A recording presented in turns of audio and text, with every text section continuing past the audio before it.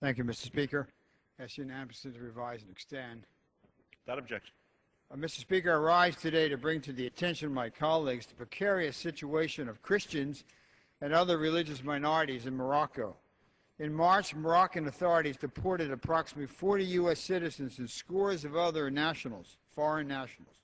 The individuals deported were charged with proselytism, which is against the law in Morocco. However, Moroccan authorities have refused to turn over any evidence or offer any explanation of the charges. Among the individuals who were deported or denied re-entry were businessmen, educators, humanitarian, and social workers, many of whom had resided in Morocco for over a decade in full compliance with the law. Those deported were reportedly forced to leave the country within 2 hours of being questioned by authorities. As a result, a number of organizations which were run by foreign nationals and provided vital community services have been shuttered. One organization which has been adversely affected is the Village of Hope orphanage in Morocco's Atlas Mountains. Time magazine reported, quote, "The Village of Hope deportations are part of what appears to be a widespread crackdown on Christian workers in Morocco," end of quote.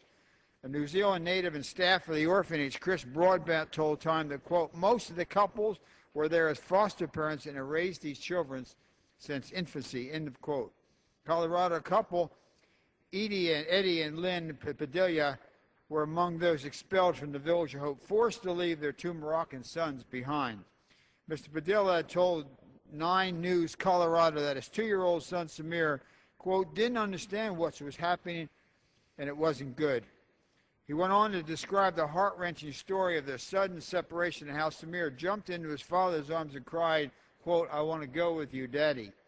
The harsh nature of these expulsions call into question the long-standing friendship and mutual cooperation between the United States and Morocco, dating back to the letter the Sultan of Morocco sent to George Washington at Valley Forge, declaring that American vessels were permitted to enter Moroccan ports to, quote, "take refreshments and enjoy in them the same privileges and immunities as those of other nations." This letter signified the first official recognition of our fledgling nation. I worked with Moroccan and U.S. officials over the last 2 months in an attempt to find a satisfactory solution to this matter. Unfortunately, the Moroccan government seems to be unwilling to compromise, as evidenced by a recent letter I received from a representative of the King. Earlier this week, 10 additional foreign nationals were asked to leave the country.